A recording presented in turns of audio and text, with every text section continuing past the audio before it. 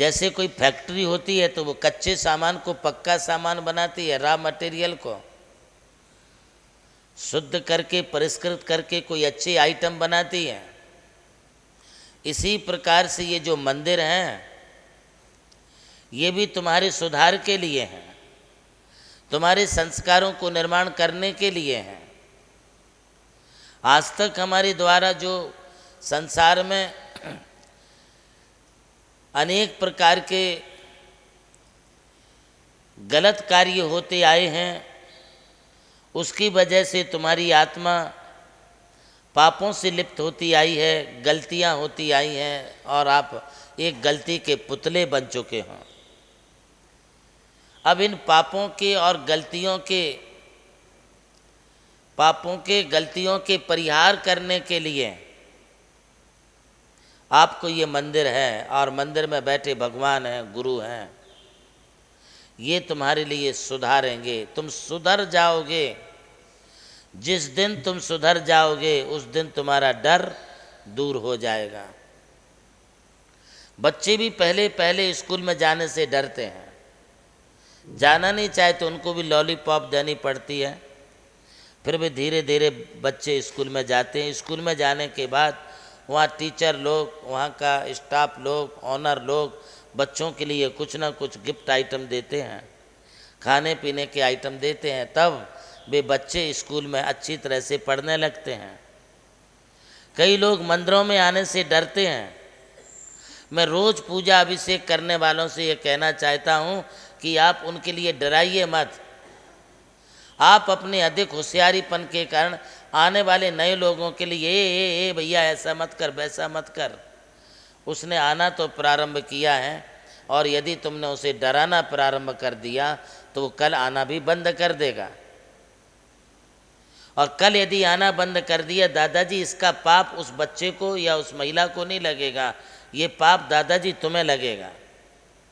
तुम बहुत टोका टोकी करते हो मंदिर में, हाँ बहुत टोका टोकी करते। तुम रोज़ जो है अभिषेक करने लग गए, रोज़ तुम जो हैं मंदिर में पूजा करने लग गए, तो तुम्हें लगता है कि हम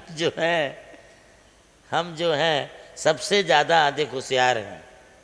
हो सकते आप बहुत दिनों से कर रहे, कई वर्षों से तुम्हारी उम्र बीत गई, अभी तुम्हारी उम्र 80 साल की होगी, लगभग 50-60 साल से तुम पूजा अभिषेक कर रहे होंगे। ये जरूरी नहीं है कि तुम्हारे से गलती नहीं होती होगी, आपसे भी गलतियां हो सकती हैं, किंतु हम अपनी गलती सुधारने के बजाय जो नए बच्चे, नए युवक युवतियां आती हैं उन्हें हम टोका टोकी कर देते हैं। प्रवेश करने से लेकर के उन्हें अभिषेक पूजा करने तक कुछ ना कुछ टोका टोकी ये करते रहने से वे बच्चे बिफर जाते हैं। बोलते जान दो भाई, अपन तो हाथ जोड़ लेंगे, यहीं से नमस्कार कर लेंगे और बस, फिर नहीं आते वो।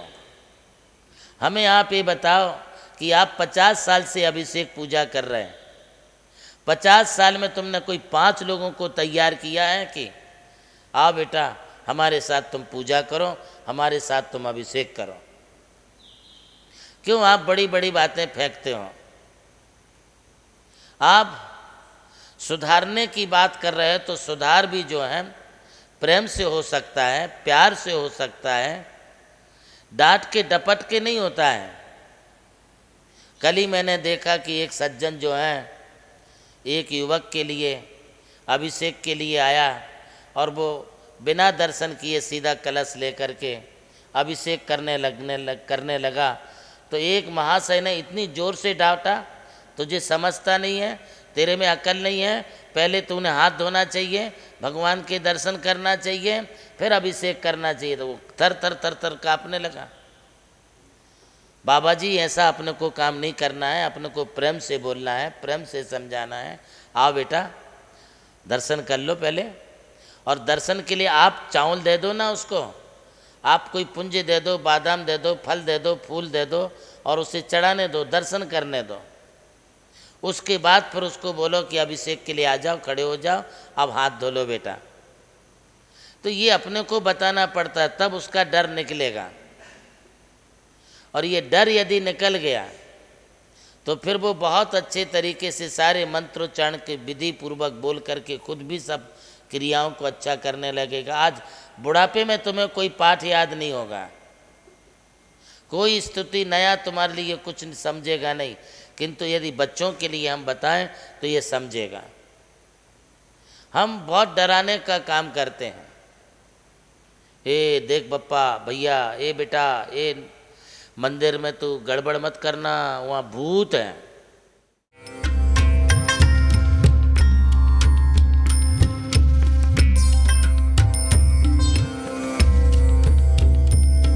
जैन धर्म केवल धर्म नहीं, जन जन का धम है। यही है इस धर्म की संस्कृति।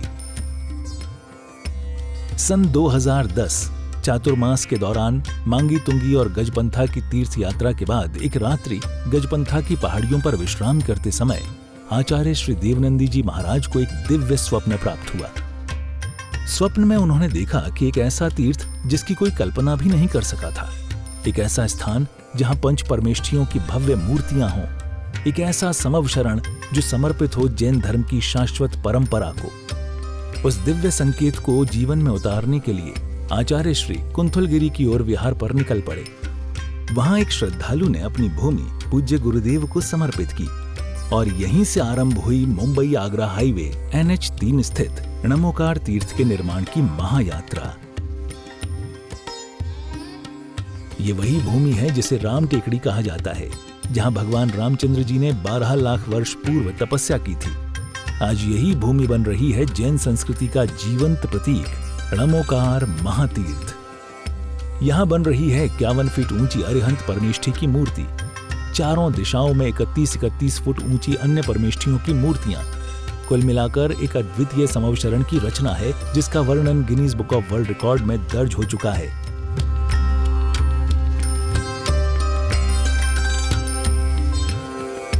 इस भव्य मंदिर जी में स्थापित किए जा रहे हैं 24 तीर्थंकरों के 24 मंदिर, पंचमेरु, नंदीश्वर द्वीप, नवदेवता और 64 रिद्धि मंदिर, सप्तऋषि मंदिर और गोमटेश्वर बाहुबली, संमेद शिखर जी की झलक और क्षेत्रपाल मंदिर।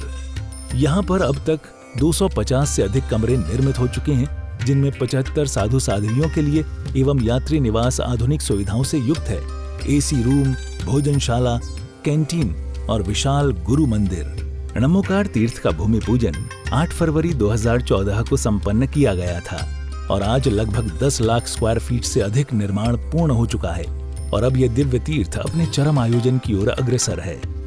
2026 में जनशासन के वरिष्ठतम आचार्य परम पूज्य साधना सम्राट गणाधिपति गणधराचार्य श्री कुंथुसागर जी महाराज के सानिध्य में एवं परम पूज्य प्रज्ञा श्रवण सारस्वताचार्य श्री देवनंदी जी महाराज की प्रेरणा एवं निर्देशन में 400 से अधिक साधुओं की उपस्थिति में आगामी 6 से 13 फरवरी 2026 में णमोकार तीर्थ का भव्यातिभव्य अंतर्राष्ट्रीय पंचकल्याणक प्रतिष्ठा एवं महामस्तकाभिषेक महोत्सव का आयोजन होने जा रहा है। खुल रहा है पुण्य का द्वार, जो करेगा भव पार।